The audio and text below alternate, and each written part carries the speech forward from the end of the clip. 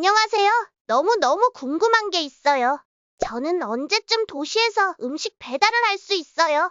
조금 더 기다려야 해요. 한국은 지금 도심 공원에서 시범적으로 드론이 음식을 배달하는 실증을 진행 중이죠. 중국도 비슷하고요. 미국의 아마존도 상품 배송을 하고 있어요. 하지만 본격적인 배송과 배달 시장이 형성되었다고는 말할 수 없습니다.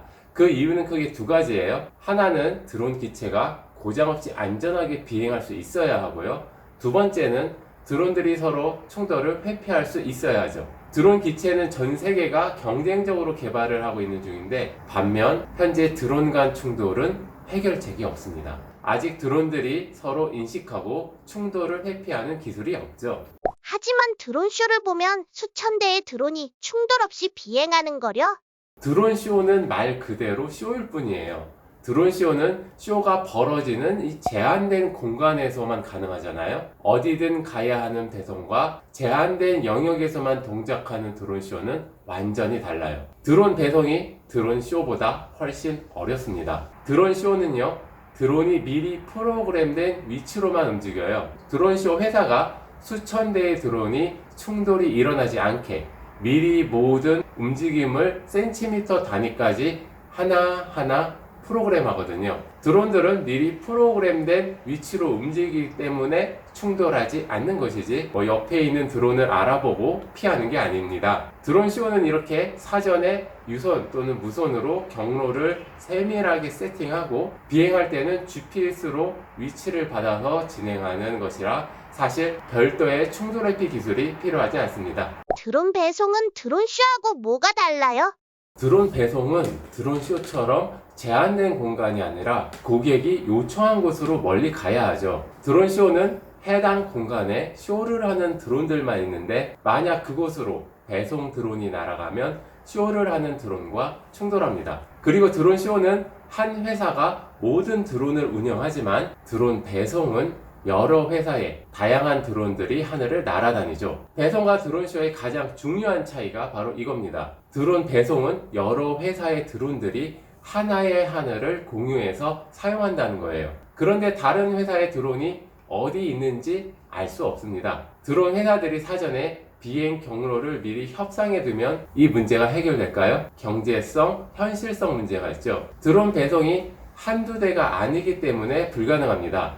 또 개인들이 날리는 취미용 드론이나 헬기, 비행기와 충돌할 수도 있죠. 하늘이 넓긴 하지만 드론이 많아지면 충돌은 반드시 일어납니다. 그리고 이 문제는 대도심의 경우 대형 참사로 이어질 수 있고요. 외국에서는 이미 드론 배송을 하고 있다던데요? 네, 맞습니다. 지금 미국에서 아마존, 윙, UPS, 짚라인 등의 회사가 드론 배송을 하고 있죠. 그런데 문제는 다른 회사 드론을 인식하지는 못해요. 그래서 서비스 지역이 회사마다 다릅니다. 아마존은 캘리포니아에서 하고 윙은 버지니아에서 하죠. 지역이 달라서 다른 회사의 드론을 만날 일이 없어요. 그리고 도심이 아니라 인구가 적은 교외 지역에서 제한적으로 하고 있어요. 중국도 선전 같은 도시에서 시범적으로 고층 빌딩에 이착륙장을 만들어서 음식 배달을 테스트하고 있습니다. 역시 해당 서비스 지역에 드론 배송 회사는 하나로 알고 있습니다. 결론적으로 전 세계적으로 드론 배송은 드론쇼와 원리가 같아요. 테스트를 하기 전에 미리 모든 충돌 위협을 제거해 두고 진행하는 거죠. 그래서 지금의 드론 배송은 사실상 우리가 목표로 하는 진정한 무인 배송이 아니에요. 다른 회사의 드론이나 개인 소유 드론을 인식하고 피하지 못합니다. 그래서 아직 모두 테스트 수준이지 수익을 내는 상용화 단계는 아닌 것이죠. 그럼 드론이 다른 회사의 드론을 알아볼 수는 없나요? 이제 알아볼 수 있게 됩니다. 바로 한국이 유한통신으로 다른 드론을 인식하고 드론들이 자율적으로 회피할 수 있는 기술을 개발하고 있어요. 유한통신은 세계 최초의 초연결 드론 전용 통신인데요. 유한을 이용하면 앞으로 드론들은 스스로 주변 상황을 인지하고 판단할 수 있어요. 예를 들어 드론이 날아다니다가 다른 드론이나 헬기를 만나면 유한을 통해 서로 볼 수 있고 충돌을 회피할 수 있습니다. UAM 말고 LTE나 와이파이로는 드론들이 서로 알아볼 수 없나요?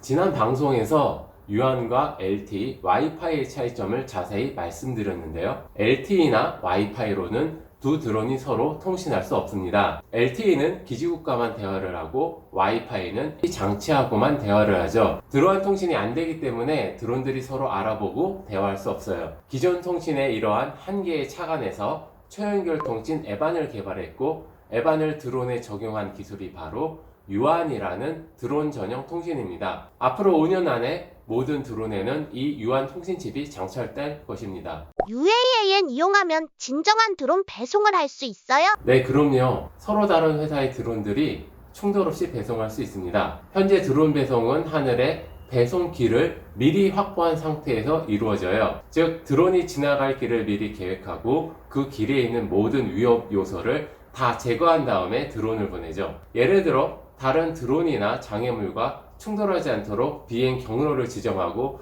미리 지정된 경로로만 가는 겁니다. 당장 보기엔 안전하고 효율적인 방법으로 보일 수 있습니다. 하지만 문제는 이 방식이 앞으로 드론 수가 늘어나면 실제로 사용할 수 없다는 점이죠. 하늘에 수많은 드론이 날아다니게 되면 사전에 모든 드론이 안전한 경로를 확보하기란 불가능해요. 날씨나 움직이는 장애물 같은 변수 때문에 미리 정한 경로로 비행하지 못할 수 있습니다. 즉, 모든 것을 사전에 완벽히 통제하는 것은 한계가 있죠. 결국 지금 방식으로는 경제성이나 현실적 측면에서 한계가 뚜렷합니다. 유한이 적용되면 상황은 완전히 달라집니다. 드론이 스스로 경로를 선택하고 실시간으로 다른 드론이나 비행체와 통신해서 충돌을 피할 수 있게 됩니다. 마치 사람이 자동차를 운전할 때 주변 차량들을 보고 상황에 따라 차를 운전하는 것처럼 드론도 실시간으로 주변 드론들을 보고 안전하게 비행할 수 있습니다. 이처럼 유한은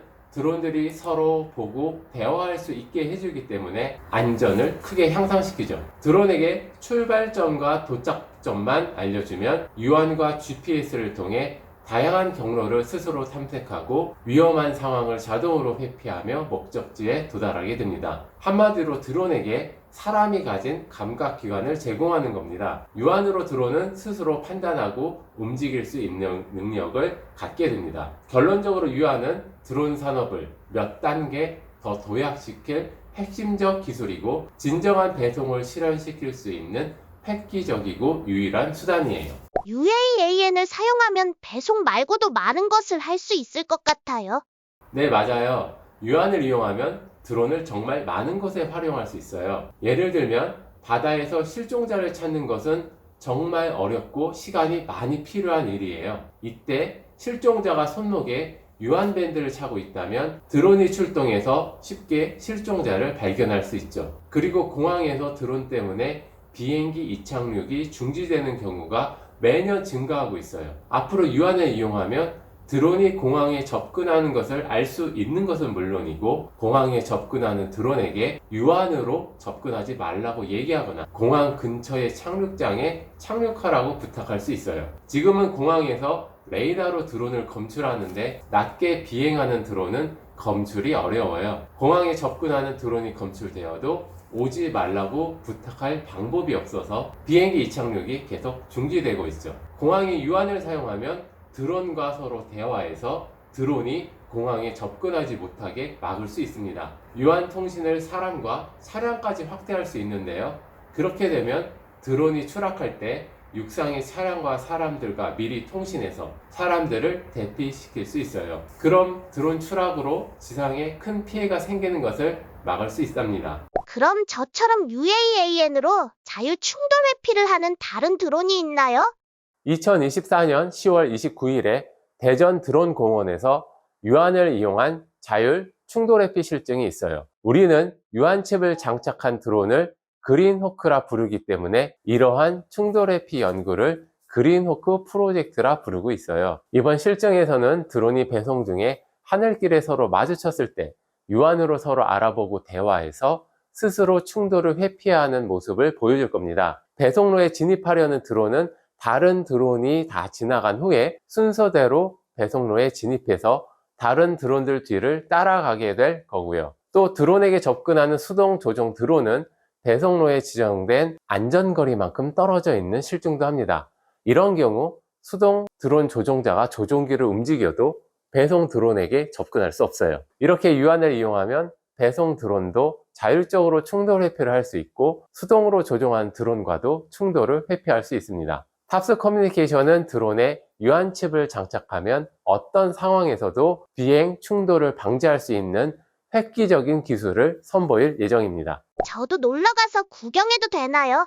그럼요. 10월 말에 대전 드론 공원으로 놀러 오세요. 대한민국 탑스 커뮤니케이션이 모든 국가가 꿈꾸던 초연결 기술을 세계 최초로 증명해 보이는 날입니다. 전 세계가 주목하는 아주 흥미로운 실증이 될 겁니다. 드론을 좋아하시는 분이라면 세계 어디서도 볼 수 없는 신기한 장면을 생생하게 관람하실 수 있습니다. 조만간 상세 일정이 공지될 테니 참고해서 놀러 오세요. 대표님, 오늘 정말 재미있었어요.